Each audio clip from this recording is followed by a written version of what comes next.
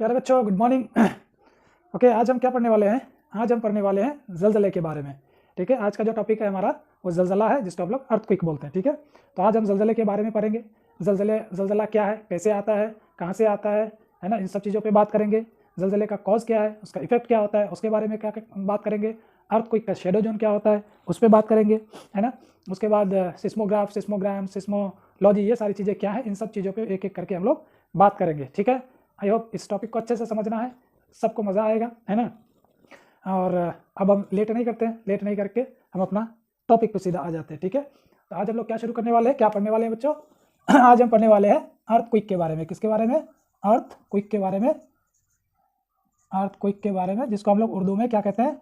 जलजला, है ना। तो जलजला क्या है, कैसे आता है ना, इन सब चीज़ों पे आज हम लोग बात करेंगे। ठीक है, तो जलजले का अगर हम बात करें, जलजले का अगर लघुई माने देखें, है ना, इसका डेफिनेशन या तारुफ अगर कहें तो हम यूँ कह सकते हैं कि जलजला सडन मतलब अचानक होने वाली ऐसी अमल है जिससे ज़मीन के ऊपर झटके महसूस किए जाते हैं या ज़मीन हिलती है। क्यों? ज़मीन के अंदर से कोई एक ऐसी एनर्जी प्रोड्यूस होती है, वो एनर्जी ज़मीन के सतह पे आकर के उसको ज़मीन को हिलाती है या ज़मीन पे झटके महसूस करवाती है। उसी को हम लोग क्या कहेंगे? जलजला कहते हैं। देखते हैं, उसको और भी चीरफाड़ करेंगे हम लोग, है ना, जलजले के बारे में। तो क्या है, सारी चीज़ें और अच्छे कंसेप्ट क्लियर करके हम लोग करेंगे। ठीक है, तो सबसे पहली बात तो यही होगी कि जलजला है क्या, है ना। तो जैसे हमने बात किया कि जलजला क्या है, ज़मीन के अंदर से कोई एक कुव्वत, ताकत निकलती है, रिलीज होती है, जो ज़मीन के सतह पर आकर के सतह को हिला देती है या झटके महसूस करवाती है। ठीक है, उसी को हम लोग क्या कहते हैं? जलजला कहते हैं या अर्थक्वेक कहते हैं। अब ये जलजला जहाँ से ओरिजिनेट होता है उस हिस्से को क्या कहते हैं, ये सारी चीज़ें हम धीरे धीरे समझते हैं। तो पहले हम क्या करते हैं, देखिए जलजला आता क्यों है ना, जलजला आता क्यों है, सबसे पहले इस बात को देखते हैं। उस बात को देखने के लिए हम क्या करते हैं, देखिए हमारा ज़मीन जो है ना, हमारा अर्थ जो है, अर्थ पूरा क्या है, हम लोगों ने पिछले क्लासेस में पढ़ा है ना, याद है ना आप लोगों को, कि हमारी ज़मीन अलग अलग प्लेट्स पे बनी हुई है। ठीक है ना, अलग अलग प्लेट्स है ज़मीन के, है ना, अलग अलग प्लेट चारों तरफ से हमारा जो ज़मीन है वो अलग अलग प्लेट में बटा हुआ है। एक तो हम दो चीज़ कह सकते हैं, एक क्या है कि एक तो पूरे ज़मीन में या तो पानी है या ज़मीन है। तो ज़मीन भी क्या है, अलग अलग ज़मीन के अंदर ही अलग अलग प्लेट में बटा हुआ है तो एक ही ज़मीन लेकिन अलग अलग प्लेट में बटा हुआ है। जैसे हम क्या कहेंगे, हिंदुस्तान के नीचे जो ज़मीन पाई जाती है उसको इंडियन प्लेट कहते हैं, अफ्रीका के नीचे जो प्लेट पाई जाती है उसको अफ्रीकन प्लेट कहते हैं। तो इसी तरह हमारा ज़मीन जो है ना, अलग अलग प्लेट्स में बटा हुआ है, और ये प्लेट क्या करती है, कॉन्टिन्यूसली मूव करती रहती है। किस तरह से मूव करती है, कभी एक दूसरे के आमने सामने आ जाती है, कभी एक दूसरे के दूर में जाती है, कभी क्या करती है, कभी इस तरह से आगे पीछे करती है। तो ये सारे मूवमेंट ज़मीन के अंदर चलती रहती है। इन मूवमेंट की वजह से क्या होता है, कभी कभी मान लीजिए, इसी को मैं यहाँ पे फिर दोबारा बनाने की कोशिश करता हूँ प्लेटों को। मान लीजिए ये एक प्लेट है और ये एक दूसरा प्लेट है, ठीक है ना, ये दोनों प्लेट एक दूसरे के आमने सामने आ रही है। अब ऐसा नहीं है कि जैसे दो बसों का टक्कर होता है तो हमको दिखता है कि एक बस उधर से आ रही है, एक इधर से जा रही है, तो अब टक्कर होने वाला है, उस तरह से हमें ये दिखेगा नहीं। इसका मूवमेंट जो होता है ना, बहुत ही स्लो प्रोसेस में होता है, लेकिन ये मूवमेंट होता है।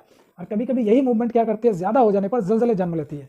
जैसे मान लीजिए कि ये प्लेट इधर चल रही है, इधर चल रही है, दोनों आपस में कभी ना कभी तो टकराएगी तो क्या होगा, जो बीच वाला हिस्सा होगा, यहाँ से ये मान लीजिए यहाँ पे दोनों टकरा गई आकर के, तो यहाँ से कोई एनर्जी क्या करेगी, रिलीज करेगी, और ये सतह ज़मीन, मान लीजिए सतह ज़मीन के ऊपर इस हिस्से में आकर के क्या होगा, ये ज़मीन के सतह को हिला देगी, है ना, ज़मीन के सतह पे झटके महसूस करवाएगी। अब इसका मैग्नीट्यूड वगैरह हम लोग बाद में पढ़ेंगे कि कितना मैग्नीट्यूड का होने से कि कितना भयानक जलजला होता है, कम जलजला के वाले मैग्नीट्यूड कितने होते हैं, ये सारी चीज़ें हम करेंगे। अभी सिर्फ इतना समझना है कि ये कोई अंदर से, ज़मीन के अंदर से कोई एनर्जी रिलीज होती है, सतह ज़मीन पे आती है, सतह ज़मीन पे आकर के ज़मीन को हिला देती है। ठीक है ना, हिला देती है, झटके महसूस करवाती है। इसमें बाज़ दफ़ा बहुत ज़्यादा नुकसान होता है, बाज़ दफ़ा कम नुकसान होता है, बाज़ दफ़ा हल्का महसूस होता है, नुकसान नहीं होता है। लेकिन ज़मीन में हर वक्त कहीं ना कहीं किसी ना किसी इलाके में जलजले आते रहते हैं, लेकिन उन जलजलों का हमें एहसास नहीं होता या कम होता है, फील नहीं होता है, लेकिन जलजले हर वक्त कहीं ना कहीं ज़मीन में आते रहता है। तो आई होप कि ये समझ में आया होगा कि ज़मीन के अंदर कुछ प्लेटें हैं, जो प्लेट आपस में मूवमेंट करती रहती है, हरकत करती रहती है। उस हरकत की वजह से क्या होता है, कभी कभी प्लेटें आपस में टकराती है, टकराने से कुछ एनर्जी रिलीज होता है, एनर्जी रिलीज होने से ज़मीन की सतह पर हमें झटके महसूस होते हैं। ठीक है ना, इससे क्या होता है, जिसे हम जलजला कहते हैं। इसके अलावा भी कई रीज़न है, उस पर हम और भी बात करेंगे। तो इतना समझ में आया होगा आई होप, है ना। तो अब जहाँ से जलजला निकलता है ना, अब उस चीज़ को देखते हैं हम लोग, है ना, जहाँ से जलजला ओरिजिनेट होता है उसको क्या कहते हैं। ठीक है, जलजला कहीं ना कहीं से ज़मीन के अंदर से तो ओरिजिनेट होगा ना, क्योंकि ये ज़मीन के अंदर से आने वाली ही कुव्वत है। तो अब मान लीजिए ये ज़मीन है, एक बार फिर से हम ज़मीन को बना लेते हैं, है ना। ये हिस्सा यहाँ पे मान लीजिए, यहाँ जलजला, ये पहले इसको समझिए, ज़मीन का कोर है, मतलब इंटीरियर जो मिडिल पार्ट है ज़मीन का अंदरूनी हिस्सा, ये अंदरूनी हिस्सा है, और यहाँ पे जलजला आया, ठीक है ना, इस जगह पे दो प्लेटें टकराई या वोल्केनो का इरप्शन या कुछ भी हुआ, यहाँ पे जलजले का ओरिजिन हुआ है ना, तो यहाँ पे ओरिजिन हुआ, जहाँ पे ओरिजिन होता है उसको हम क्या कहते हैं, फोकस, उस हिस्से को फोकस कहते हैं। अब जलजला आई, जलजला आने के बाद ओरिजिन हुआ, ओरिजिन होने के बाद क्या होता है, कुछ वेव्स के जरिए ही एनर्जी रिलीज होती है, वेव जनरेट होती है, ठीक है ना। वेव जनरेट होगी तो ये क्या करेगी, यहाँ तो रुकी हुई नहीं रहेगी, ये चलेगी कहीं ना कहीं, ये मान लीजिए इधर से इधर चली, इधर से इधर चली, इधर से इधर चली, इधर से इधर चली, इधर से इधर चली, चारों तरफ चली, मतलब एक तरफ से, ठीक है। तो अब ये फोकस है, फोकस के बाद जमीन का वो हिस्सा जहाँ पे सबसे पहले जलजले के झटके को महसूस किया जाता है, उस हिस्से को क्या कहते हैं, एपिसेंटर कहते हैं। क्या कहते हैं, एपिसेंटर। अब यहाँ से अगर यहाँ ओरिजिनेट होती है तो यहाँ से जमीन का सबसे करीबी हिस्सा कौन सा होगा, ये वाला, तो ये वाला हो गया, तो इसी को हम लोग क्या कहेंगे, एपिसेंटर। क्या कहते हैं, एपिसेंटर, ठीक है, इसको कहते हैं एपिसेंटर। अच्छा, फोकस को एक और नाम दिया जाता है, इसको कहते हैं हाइपोसेंटर, ठीक है, हाइपोसेंटर भी कहा जाता है फोकस को, ठीक है, एपिसेंटर, फोकस या हाइपोसेंटर। तो एपिसेंटर किसको कहते हैं, जमीन का वो हिस्सा जहाँ पे जलजले का झटका सबसे पहले महसूस की जाती है, उसी को एपिसेंटर कहते हैं। अब यहाँ अगर जनरेट हो रही है तो यहाँ से यहाँ सबसे करीब है, यहाँ से यहाँ दूर है ना, लेकिन महसूस तो यहाँ भी होगी, यहाँ भी आएगी, यहाँ भी आएगी, लेकिन सबसे करीबी जगह ये है, तो इसी को क्या कहेंगे, एपिसेंटर कहेंगे, ठीक है। अक्सर आपने सुना होगा न्यूज़ वगैरह में कि फलाने जलजले का एपिसेंटर फलाने जगह पे था, दिल्ली एपिसेंटर था, महाराष्ट्र एपिसेंटर था, है ना, दार्जिलिंग एपिसेंटर था। तो ये एपिसेंटर वही है जहाँ पे सबसे पहले जलजले को महसूस किया जाता है। अब इसको, ये एपिसेंटर हो गया, एपिसेंटर का सबसे अपोजिट पार्ट, सबसे दूर और सबसे अपोजिट पार्ट जो होगा उसको क्या कहेंगे, जैसे मान लीजिए इस तीनों को हम जमीन के बीचों बीच ये करते हैं, यहाँ पे एक सेंटर बनता है ना, तो इसको क्या कहते हैं, इसको कहते हैं anti epicentre. Anti epicentre, anti epicentre क्यों कहते हैं, क्योंकि जलजले का जो झटका है वो सबसे आखिर में यहीं पे महसूस होगी, है ना, क्योंकि सबसे दूर है, सबसे दूर है, तो इसलिए सबसे आखिर में यहाँ पे महसूस होगी, और इसी को हम क्या कहते हैं, एंटी एपिसेंटर कहते हैं। आई होप इतना समझ में आया होगा। ये फोकस जहाँ से जनरेट होता है जलजला, उसको फोकस कहते हैं, या हाइपोसेंटर जहाँ पे सबसे पहले जमीन से जाकर टकराती है, उस हिस्से को एपिसेंटर कहते हैं, ठीक है ना। एपिसेंटर के एकदम अपोजिट वाले हिस्से को जहाँ जलजला सबसे बाद में पहुँचता है, उसको क्या कहते हैं, एंटी एपिसेंटर कहते हैं। आई होप इतना समझ में आया होगा। ये वेव्स क्या है, ये वेव कैसे जनरेट होती है, उस पर हम बाद में बात करते हैं, ठीक है। इतना समझ में आया होगा आई होप, ठीक है ना। चलिए अब हम लोग देखते हैं जलजले के बारे में कुछ और इंपॉर्टेंट बातें हैं जो पहले जान लेते हैं हम लोग, उसके बाद फिर और भी डिटेल में इस पर बात करेंगे, है ना। जैसे एग्जाम्पल के तौर पर जलजले को जिस ज्योग्राफी के जिस ब्रांच में स्टडी किया जाता है, पढ़ा जाता है या पढ़ते हैं, उसको क्या कहते हैं, सिस्मोलॉजी। क्या कहते हैं, सिस्मोलॉजी। सिस्मोलॉजी क्या है, जलजले ज्योग्राफी के जिस ब्रांच में जलजले का स्टडी किया जाता है, उसकी रिसर्च की जाती है, उसकी पढ़ाई की जाती है, उस ब्रांच को क्या कहते हैं, सिस्मोलॉजी कहते हैं। उसके बाद जलजले को जिस आला से मेजरमेंट किया जाता है, नापा जाता है, उसको क्या कहते हैं, सिस्मोग्राफ। सिस्मोग्राफ, ठीक है। सिस्मोग्राफ देखने में कैसा होता है, चलिए हम लोग एक बार इसको देख लेते हैं, ठीक है। सिस्मोग्राफ देखने में कैसा होता है, देखने में कैसा होता है सिस्मोग्राफ, ठीक है। चलिए हम लोग थोड़ा देखते हैं कि ये सिस्मोग्राफ देखने में होता कैसा है, ठीक है। यहाँ से निकालते हैं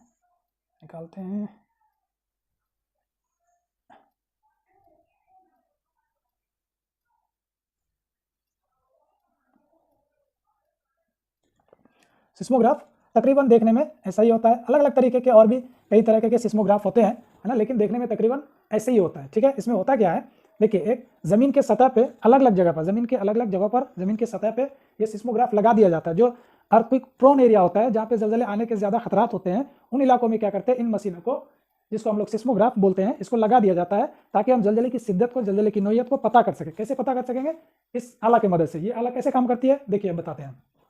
ये आला काम करती है, जैसे इसे जमीन के सतह पे इसको लगा दिया, फिक्स कर दिया, ठीक है।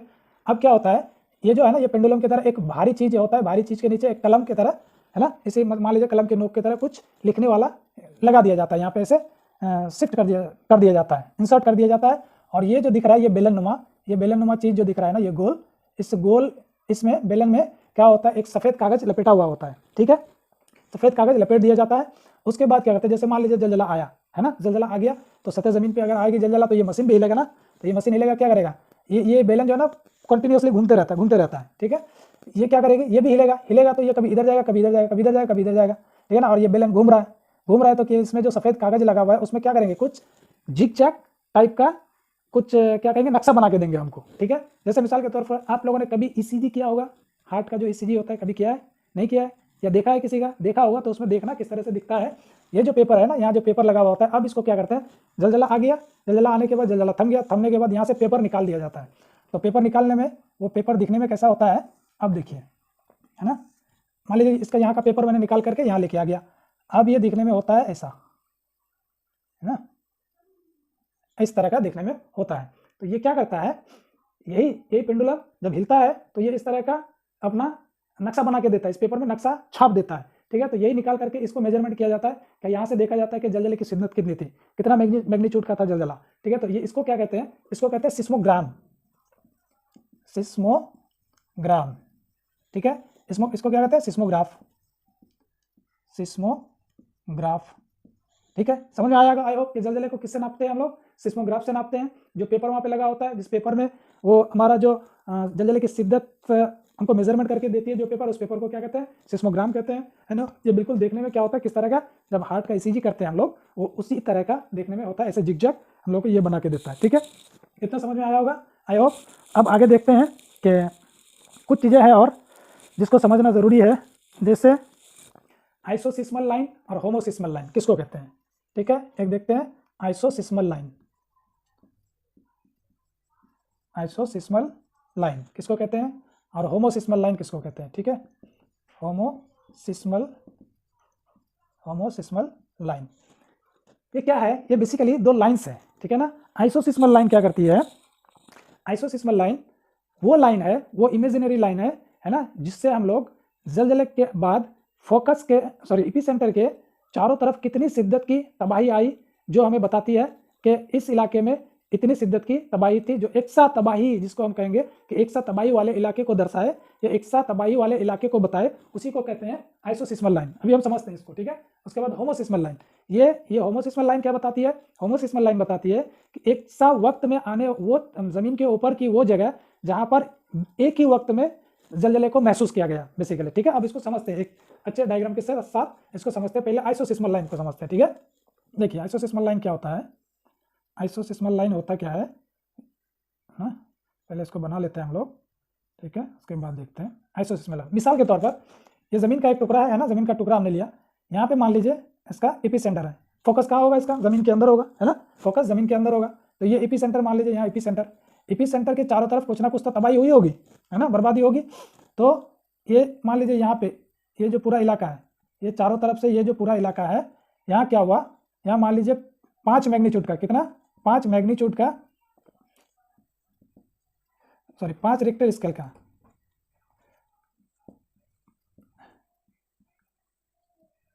5 रिक्टर स्केल का इस लाइन में, जमीन के इस पूरे लाइन में, है ना, ये चारों तरफ, यहाँ पे भी 5 रिक्टर स्केल का जलजला आया, यहाँ पे भी, यहाँ पे भी, यहाँ पे भी, यहाँ पे भी, यहाँ पे भी, चारों तरफ, मतलब ये पूरा लाइन, एक जो लाइन, अगर इसको हम एक लाइन कनेक्ट कर देंगे तो हमको क्या मिलेगा कि इस चारों तरफ में 5 रिक्टर स्केल का जलजला आया। इसके बाद तो जलजला ऐसा नहीं है ना, वेव्स तो यहीं पे अटके नहीं रहेगी, और भी जाएगी, अगर जा रही है कहीं पे, तो जैसे ही जलजला का एपिसेंटर से दूर जाता जाएगा, जलजले की शिद्दत कम होती जाएगी। मान लीजिए फोकस के एपिसेंटर के चारों तरफ 5 रेक्टर स्केल का था, तो उससे थोड़ा सा दूर और गया, ये जो लाइन है, पूरा लाइन है, इस लाइन में मान लीजिए 4 रेक्टर स्केल का आया, ठीक है। इसके बाद एक और लाइन बना लेते हैं, यहाँ पे महसूस किया गया, इस लाइन में 3 रेक्टर स्केल का महसूस किया गया। तो इसी को, ये जो लाइन है ना, इन्हीं लाइनों को क्या कहते हैं, है ना, आइसोसिस्मल लाइन, ठीक है। आइसोसिस्मल लाइन जो सेम इंटेंसिटी को दर्शाता है, मतलब इस पूरे लाइन में, ये जो पूरा लाइन है, इस पूरे लाइन में 5 रेक्टर स्केल का जलजला आया, इस पूरे लाइन में 4 का आया, इस पूरे लाइन में 3 रेक्टर स्केल का आया। तो लाइनों को अगर जोड़ देंगे, ये कोई लाइन दिखने वाली लाइन नहीं है, इसको हम इमेजिनरी मानते हैं, जैसे हम लोग लॉन्गिट्यूड लैटिट्यूड को पढ़ते हैं ना, इमेजिनरी लाइंस, तो वही इसी तरह से ये लाइन है। आइसोसिस्मल लाइन बेसिकली हम लोग को यही बताता है कि सेम इंटेंसिटी वाला इलाका, वो इलाका जिसमें सेम इंटेंसिटी का जलजला महसूस किया गया। अब दूसरा देख लेते हैं होमोसिस्मल लाइन क्या है, ठीक है। होमोसिस्मल लाइन क्या है, अब इसके लिए अभी एक थोड़ा सा हम लोग छोटा सा एक डायग्राम बना लेते हैं, ठीक है। डायग्राम बना के देखते हैं, ये गलत हो गया कुछ, 1 मिनट, ठीक है। इसके लिए भी, होमोसिस्मल लाइन के लिए भी हम लोग एक डायग्राम बना लेते हैं, ठीक है।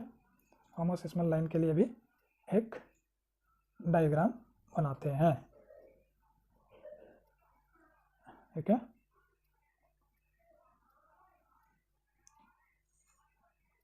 मान लीजिए क्या है, ये एक ज़मीन का टुकड़ा है, हमने फिर से वही हम फिर से क्या लेते हैं, इपी सेंटर को लेते हैं। इपी सेंटर यहाँ पे हो गया, है ना। फोकस, इसका फोकस कहाँ होगा, जमीन के अंदर होगा, कहीं ना कहीं होगा फोकस।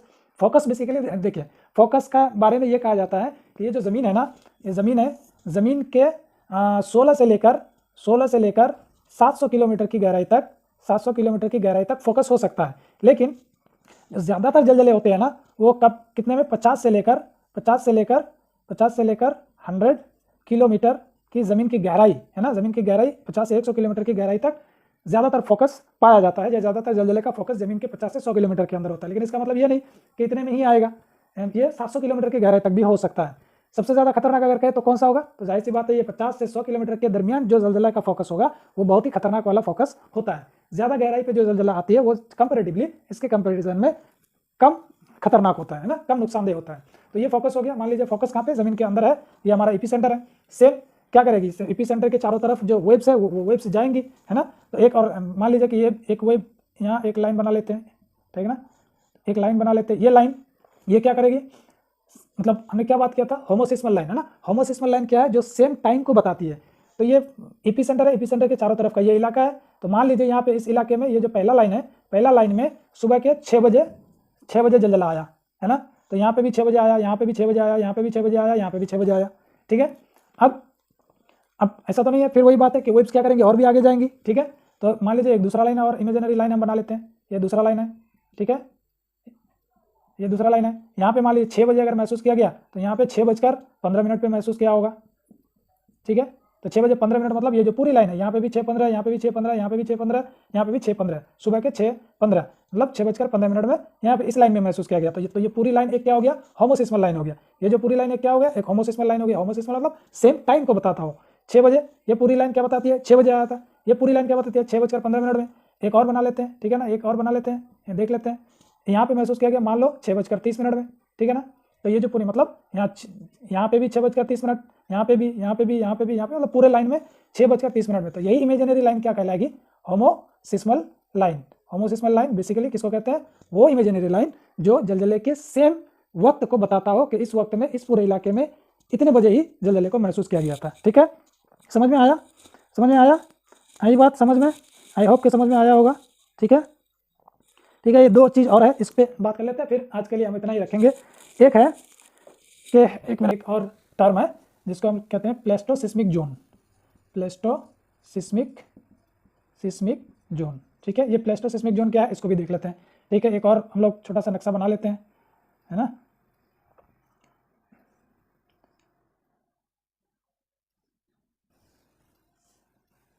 फिर वही यहाँ पे हमारा फोकस है, ठीक है, सॉरी एपी सेंटर है। फोकस क्या होगा, अंदर होगा, ज़मीन के अंदर।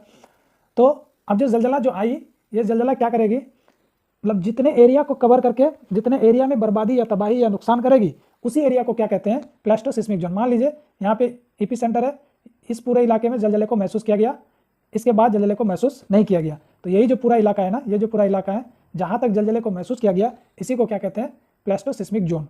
प्लेस्टोसिस्मिक जोन, सिस्मिक जोन कहा जाता है ये पूरा इलाका जहाँ पे जलजले को महसूस किया गया या जलजले ने नुकसान पहुंचाया जिस पूरे इलाके में, ठीक है, उसी इलाके को क्या कहते हैं, प्लेस्टोसिस्मिक जोन कहते हैं। तो ठीक है, आज के लिए इतना ही रखते हैं। आई होप आपको समझ में आया होगा, नहीं आया कोई बात नहीं, फिर से हम दोबारा एक और क्लास करेंगे इस पर, है ना, बात करेंगे इस पर। तो आज के लिए रखते हैं इतना ही, नेक्स्ट क्लास में हम किसी दूसरे जलजले के ही किसी दूसरे टॉपिक से मिलते हैं।